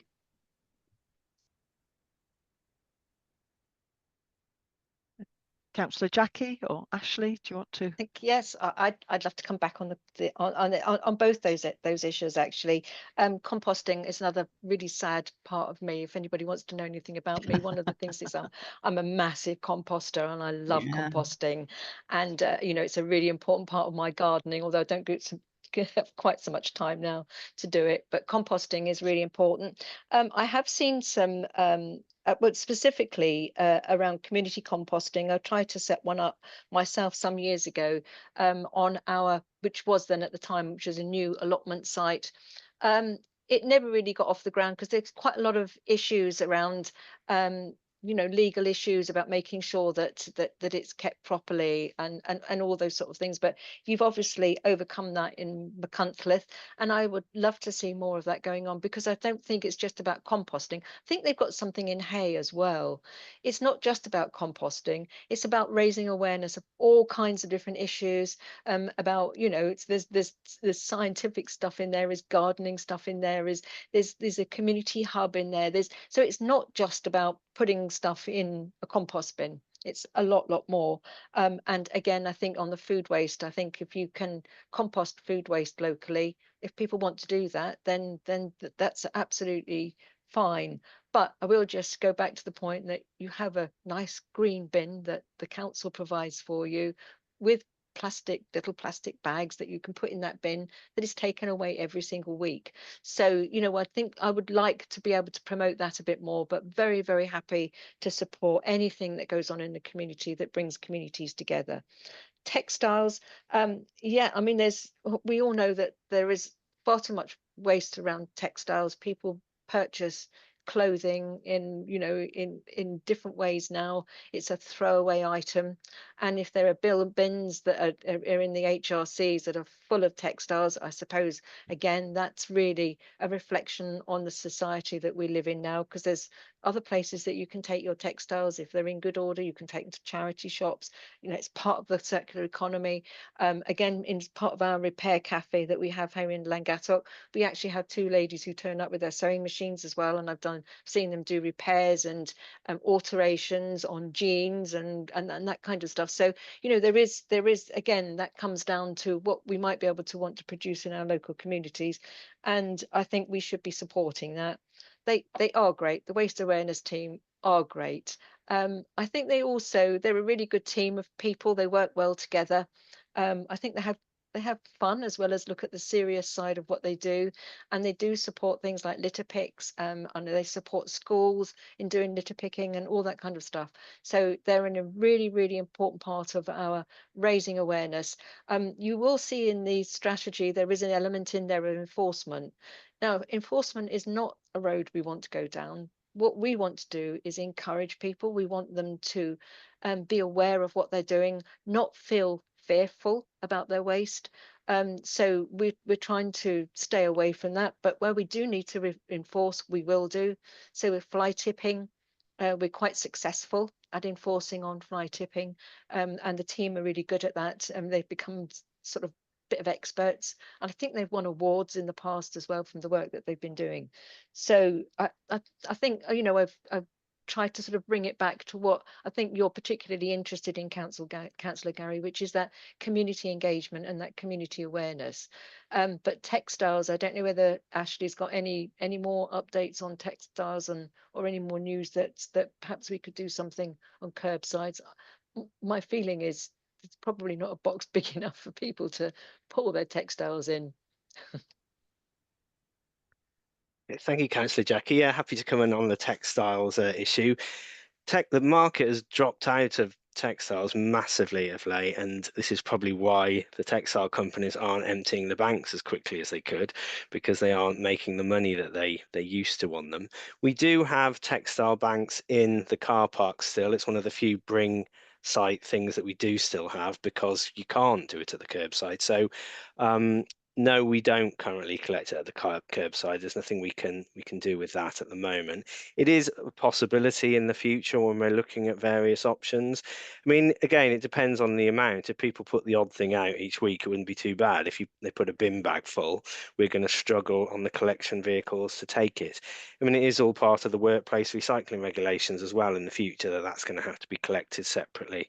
And of course, there is the reuse at the charity shops, but people do tend to dump an awful lot with them that they can't reuse, because it's an easy way to get rid of it.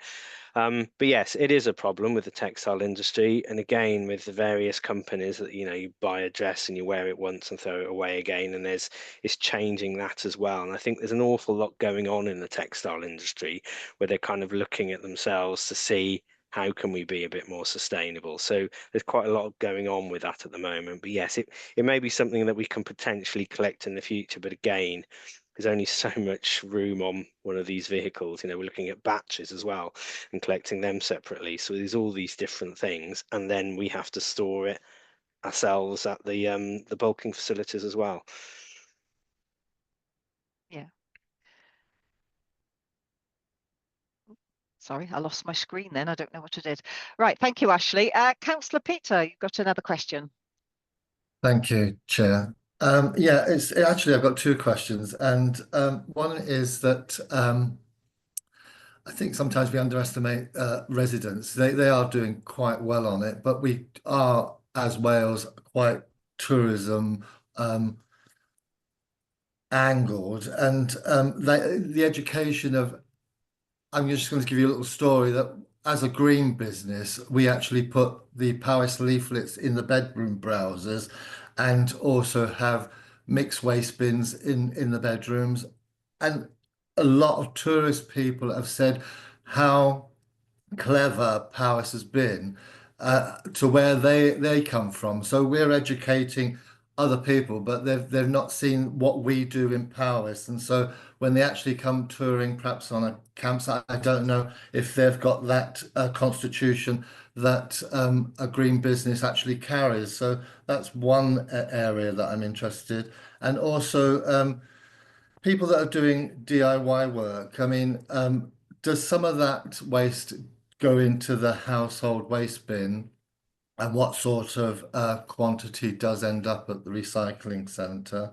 And I do know that depositing commercial business waste is usually in a skip or something, but there is a lot of renewable materials that could be used there.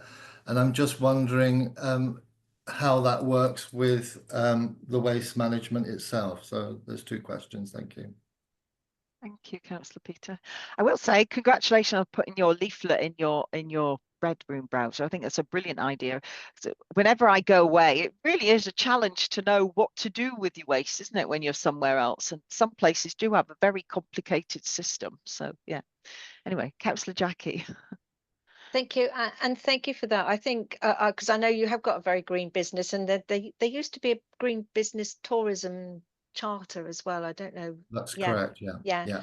And I think we do quite a tourism. I get really stressed out when I go on holidays somewhere, and in other places in Wales as well, where you can't recycle. And I get really tetchy because I'm putting my food waste, which is not a lot, but into the residual bin, and I really find it very stressful. So to see that you're doing that, and I think that is a really important element of that education. And you know, maybe we should be sharing more with tourists about how good we are in Wales as a whole. And I'd love to be able to see that going out in our tourism establishments as well. The DIY, it is a very technical question, and I know it's something that we're very concerned of, and we've got a new system in place to take DIY recycling at our HRC. So I'll let Ashley come back on that one. But how much we're able to reuse, I think, is a really good, interesting point there, because there must be, and you know, maybe that's a bit of education or awareness raising that we could do with local businesses as well. I'm sure that they would actually really appreciate some support and guidance, and enabling them to do things that they probably would like to do, but perhaps don't necessarily know how to do it, or haven't considered what they're doing. So you know, there's often, I've had some work done here recently, and there was quite a bit of cement left over because they sort of ordered too much. And I didn't know what was going to happen to that cement, whether they sort of reuse it again, especially when the bag has been opened, what they actually do with it and how they deal with that.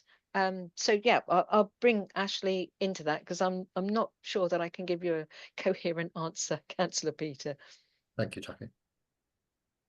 Thank you. Yeah, pick up on a couple of things. That's really good that you're doing that with your your green business, because any business is tied in with the workplace recycling regulations. So if you've got a campsite or a B&B or even holiday cottages, they have to comply with these regulations as well, which shouldn't be difficult because, for example, with a holiday cottage, we can give them exactly the same system as the residents have. There's just a small charge for it, which is important that every business does follow that those same regulations. So that's really good that you're doing that. In terms of the DIY waste and skip waste type things, I mean, DIY waste isn't household waste. I'm sure a little bit does end up in the residual bin.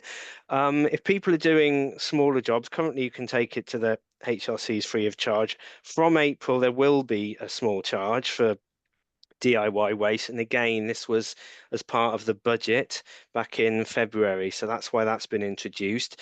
Now, if you're doing a small job like replacing a window, you'd be able to take it in for a couple of pounds and it's not going to be a big issue really. What is, if you're doing like your whole kitchen, that is somewhere where you'd need to get a skip in or something like that. And I know, we've discussed it before, that what happens to the material in those skips.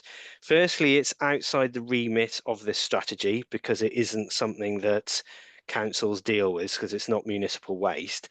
But I think most of the skip companies will try and salvage what they can over those skips because that's really where they're likely to make their money. Because if they just sent it all off for landfill, that would cost them quite a lot. So I think they try and pull out what they can to reuse, whether it be wood, metal, whatever, within those skips. So I think there's quite a lot of recycling actually goes on that isn't really noticed because that's their business and they've been doing it for many, many years. Okay, thank you. Okay, thank you. Councillor Bryan. Hi, thanks, Chairman. Mine's just an observation, just to mention regarding the policy on the electric vehicles. After experiencing what we've experienced this weekend and the weekends previously, and watching the highwaysmen or street cleaners work this weekend with a sweeper, God knows if it had been an electric one, I don't think we would have been cleaning anything. A, would the depot have the electric? And B, so I think we need to step back when we're thinking of all these electric vehicles and think of the practicality of them. I mean, inclement weather like we just had, I don't think these vehicles would be suitable at all. That's just an observation, and I just will mention this. I know it's a different department. If you'd have seen them working yesterday, clearing the mess up in Built, they did a marvellous job. Unfortunately, Matt has left, but they used a sweeper, and I'm sure the sweeper wouldn't have gone because they had lots of streets to do. I don't think electric one would have done it, but we sat in the depot waiting if they had electric for it to recharge. Thanks very much. Okay. I don't know, Jackie or Ashley, do you want to comment on that? Not particularly, but I would just like to say thank you to Brian for just highlighting the fact that the operatives over this weekend and on Storm Bert as well have just gone above and beyond. And we've had a lot of people coming into us and actually saying that as well. And Matt has actually shared with the Cabinet and with others his appreciation of the work that's been done. But that will definitely be going across to everybody, Brian, to thank them for the work that they did over this weekend. And I know Bilth was particularly badly hit on Sunday morning. And which day are we now? Yeah, Saturday. I forget which day it is now. And we were keeping an eye on that, and we were getting regular input in from local members and from others to tell us what was happening. The electric vehicle, I'm not sure I can answer that one. We will have to face up to the fact that we will not be having fossil fuel vehicles in this authority after 2030, and neither will anybody else. So we do have to address that one. Whether they would have worked or not, I'm not sure. So, but yes, those vehicles did a good job over the weekend and will continue to do a good job over the next week and following weeks because there is so much to clear up. It's not going to be gone in a couple of days. There's a huge amount of work, and all the daily ordinary stuff, business as usual stuff has got to go on as well. Okay, thank you. So I've got no more hands up, but I've got a few questions myself. I think for me, the key part in this now will be the public engagement and how we get the messages out. The picture there on page 26 of the document with the bin showing the materials that are in our refuse bin that really should be recycled, I think for me tells a very strong story, and there's clearly work to do. So that's about the public engagement, isn't it? One of the things I was thinking of, I was really proud of the council that it took up my idea. Under the cost of living, we had a page on the council website that gave links to every sort of support service there was under that umbrella. And I'm just looking on the council's website now for bins, rubbish and recycling, and there is an awful lot of information here on what the council does. But I'm just wondering, members here have commented what other organisations do. So we've talked about charity shops that take in a lot of goods for recycling. We've talked about those community composting and other things. There's the sell, swap and giveaway websites. And I wonder, is there a piece of work that the council could do there to add on to this page to say, well, this is what the council does, but these are all the other places that you could recycle, reuse. I think that might be a one-stop shop of everything and everywhere people could go, could try and reduce that rubbish in the I want to say dustbin. We don't call it a dustbin anymore, do we? The residual waste bin. That was the one thought I had.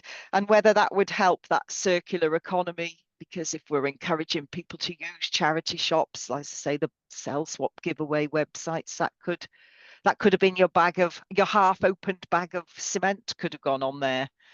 You know, people do get rid of that. I think I'd also just want to explore a little bit more about the infrastructure, because I suppose the lorry there just been mentioned is one issue. But we have heard mention, obviously, of mist collections. And I wonder, is that an issue of staffing, of lorry availability, of weather problems? And I just wonder where we are on that, and if Ashley would like to make any comment on sort of how we're doing with the targets for collections. Could I come back on that quickly, Chair, on both those issues, because I think that's a really good idea. And actually, I think we're not using our web pages for any of our services as well as we could. I think the whole lot could do with refreshing. And you're right, there is a lot of information on the waste and recycling, and I think we need to rebrand that as well, is to draw people in so that they can get more information, because we often get asked about things which is all there on the website, and easily accessible, but people don't think about going there, or they may be trying to go there and can't find their way to it. So I think we do need to look at that, but to actually add all those other there's other organizations like repair cafes, charity shops, maybe sort of focus on doing some good news stories with work that charity shops are doing that we can share and have case studies around that. There's also Free Serve, I think, which is another one which people use. I know they use WhatsApp locally. My daughter in her street, they've got a WhatsApp and it is in the middle of Birmingham, by the way. They stick something on WhatsApp and they put it outside the end of their gate, and someone will come along and take it. So there's lots of things like that which I think are a huge encouragement for people to think about what it is they're doing with stuff they want to throw away. I'm not going to call it waste, but stuff that is, what do they repurpose? That's the word, isn't it? Repurpose. So I think that's really good. As for what we're doing, I think my inbox is anything to go by. In recent months, I've had very, very few complaints of missed collections, or whether they're just not coming to me anymore, and I'm not knowing what's going on. But I can certainly say there was one point at the beginning or the end of 2023 and early 2024 when I was having daily, Monday morning was always the same. Monday morning I'd always get emails. I don't get them anymore. We have actually improved the level of staffing. We have been successful in recruitment. There was a big, again, it was early this year, I think. I forget, it was so far through the year, it's gone by so quickly. We did have a very successful recruitment campaign. I'm not sure where we are on that because I don't have to ask that question anymore. But I'm assuming that we're at a pretty good level of staffing, and that's improved. But where we will be doing something fairly soon, and you will hear more about it, is the route optimization, which will mean that there will be changes on our routes. It will save us quite a lot of money, but it will actually, as it says, optimize those routes as well, and put the best routes in. So Ashley will be able to come back on that. But if he can give me some updates on where we are with staffing, because I haven't had to ask that question. Ashley. Yeah, thank you. Yeah, a few things around that. It was more summer last year was a particularly bad time that we had, that it was in my 30 years of working in waste and recycling, the most difficult period, I think, far worse than during COVID in terms of getting the collections. And it was the same with all authorities. I talked to my colleagues across Wales, and particularly up in the north, they were having problems with recruitment. And I think quite a few authorities still are. Things have improved. It was more of a problem in the north than anywhere else in terms of getting drivers in, getting in loaders. We still do have our problems. We run a very tight ship. We have to, because we can't have spare lorries sitting around and loads of spare staff. They cost money. So particularly, for example, at this time of year, people want to take their leave because they have to before Christmas. And if we've allowed a certain amount to take leave to make sure that we can still operate, and then 3 ring in sick, we then have a problem getting the rounds done. Now, we do have a very strict sickness policy, and we do follow up on that. So it's not just something that we're not addressing. The recruitment has been a big increase. And it's very encouraging that Councillor Jackie isn't getting so many miscollection emails. Just to give a couple of figures actually around that, because it's quite staggering really, the amount of recycling collections that we carry out a year. A quick sort of rough calculation is over 3 million recycling collections a year, and over 1 million, because we do it every 3 weeks, refuse collections. Now, that is a lot of collections. So when you put that into context, we do have reports of how many missed collections we do. Now, these may not be where a route around has been delayed to the following day, which we do quite often have to do. But we're talking for 23-24, 0.14% of our collections were missed, which is quite a lot when you've got 3 million, but it is still, as a proportion of what we do, a very small amount, and we try and address them as quickly as we can. As I said earlier, it's quite a challenge in somewhere like Paris, because you can't just pop back to Mac for a miss bin. It doesn't work like that. So we try and do it where we can, like picking it up on the rounds the following days, and we do try and react as quickly as we can to problems.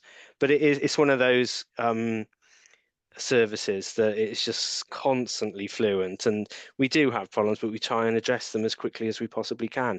We do have problems with bank holidays and getting people to work them, which is quite a challenge. And we've got Christmas coming up, and Christmas is always difficult because we can't expect our crews to work Christmas Day, Boxing Day, so they'll be working either side. So hopefully that message is starting to get out now, that they're working the Saturday before and the Saturday after, and moving things forward and back. So we're trying to get everything out, but it's very, very difficult to get crews to come in. So we will be doing as much as we possibly can to provide a service, but please bear with us. We will catch up. I can see there is a button to click about Christmas collections on the website, actually, so the information's already there. Councillor Jackie, your hand came back up then. Yeah, yes, certainly. I think it would be remiss of me actually to let this pass as well, is to give a thank you to all of those operatives out on our bins. They're not bin men, we've got bin women as well, but they do work right across the year. They do work across bank holidays. They will make sure that you will get your waste collected before and after Christmas and New Year. And don't forget, they were the only workers who went out regularly every single week through COVID. And I think we forget that as we go forward. You know, they were one of the workers. I mean, everybody else, the NHS staff and all those people were congratulated, but we forgot about our bin operatives. They went out every single week. So I think it's a good opportunity for me here just to say thank you to all of the work that they do. And there are missed collections, of course there are, but we do try our best to make sure that we do collect it. We're very proud of what we do here, and it's down to those operatives to make sure that that service is continued in the way that we want to see it continued. I don't think you answered the question on route optimization, actually, Ashley, and Oh. I wonder whether it's worth just perhaps saying something very briefly on that. Yeah, happy to, Councillor Jackie. Yes, it's been something that's been ongoing for a while. We do periodically optimize the route, clues in the title, to try and get the best out of our vehicles and the resources we have. So that is something that's going on at the moment. It does hopefully mean that we can rely less on some of the older vehicles that we're currently still in service. So that will certainly help there, and it should and it is also a good opportunity, as I said right at the beginning, to get out more information. So when we're telling people that they're having a change of day or whatever, we can send out the information about recycling as well. So it is going to be, we'll do an awful lot of publicity around it, making sure that people know they've got a new collection, because I've done quite a few of these in my career, and they're always challenging because you change people's days and getting that message out. But we're going to be doing everything we can, which should help the smoother operations throughout all our depots. Okay, thank you. Councillor Graham. Yeah, thank you, Chair. Just very quickly, in response to Councillor Jackie and the improvements in collection, I think it would have been remiss of me not to come in there as one of the biggest complainers probably in the last 12 months. The area of Wellspool and the villages surrounding are probably one of the areas that were affected most by the non-collections at times during quite a long period. But I am happy to support Jackie in saying that there's been a huge improvement there, and I'd also like to pay tribute to office space staff and particularly the Abermule staff who respond immediately if there is an issue, and have been very, very helpful over the last 12 months. So she is absolutely right. There's a massive improvement there. So thank you.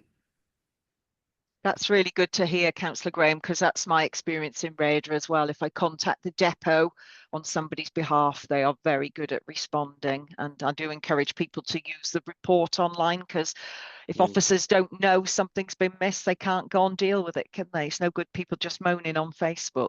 We need to let them know. Yeah, so that's good to hear. Thank you, Graham. Thank you. I will pass that on to the depots as well. It's very good to hear. I've got no more hands up. I don't know, as Katie's here, if she wants to sort of say anything further on the public engagement process. I understand you're in charge of that, whether you've got some.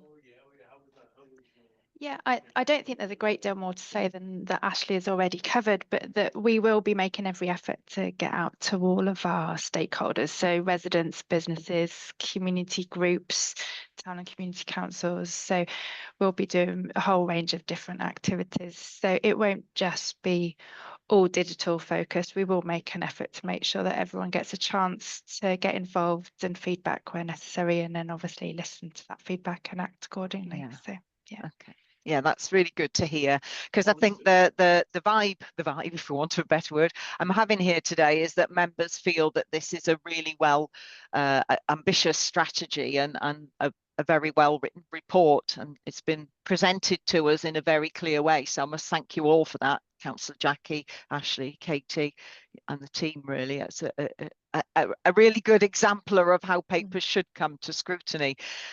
Councillor Jackie, you've got your hand up. Just quickly, just to support what Katie said there, I mean, our aim is to get to as many people as we can. Obviously, our resources are very stretched, so we're not going to be able to speak to everybody, but I would encourage councillors here to, if they know of anybody in their community who would like to engage with this, then please do let us know. Your town and community councils as well. We will be going out to them, but sometimes it's not always easy to get that feedback from them because there's so many other things going on. We genuinely want people to talk to us.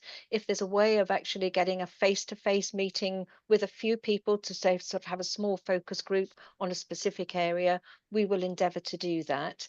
But also we used, if we can use online Teams meetings to get people together. I'm very happy to have an online meeting and talk to people and listen to what they have to say, listen to their concerns, because I'm sure there's a lot of things, a lot of perceptions, a lot of areas that we can easily overcome just by talking to people. And just to make it really clear that we will be using the Sustainable Powers principles to make sure that this is, I think, the first strategy that we will be testing out those principles on how we engage with people. So it won't be perfect. I'm sure a lot of people will be able to come back to us and tell us what we've done wrong, but that's fine, because if we can learn from them, that will make the next piece of engagement much stronger. So just to sort of share that with you as well. Lovely. Thank you, Councillor Jackie. I think I've heard from, no, Councillor John, we haven't heard from you. Oh, you've put in the chat, you have found the staff to be very helpful. So that's good to hear as well. Thank you, John. I wonder, do you have any further questions, John, on today, or have all your sort of queries been covered? No, I've had the meeting on while I've been feeding the cattle with the phone in my pocket. But no, I found it very interesting, and I also found the folks very helpful in Abermule and the meeting we had there a few weeks ago. So I've had one or two issues in the area, and pretty much always they've got them cleared up relatively quickly. So, and sometimes, you know, by the next day there was a lady, the incontinence thing that was mentioned earlier, who was quite distressed about it, and they got it sorted the next day. So very helpful. That's really good to hear, because obviously we always hear when things go wrong. So I'm sure it's very nice for our officers to hear when things are going well. Yeah, no, well, I always try and write and thank them very much, because as you say, everybody's quick to moan, especially on Facebook. So I think it's only fair to say when things are going well, isn't it? That's absolutely right. Yeah, so we've got no more hands up there. So just time to say thank you to everybody. So thank you to all the members.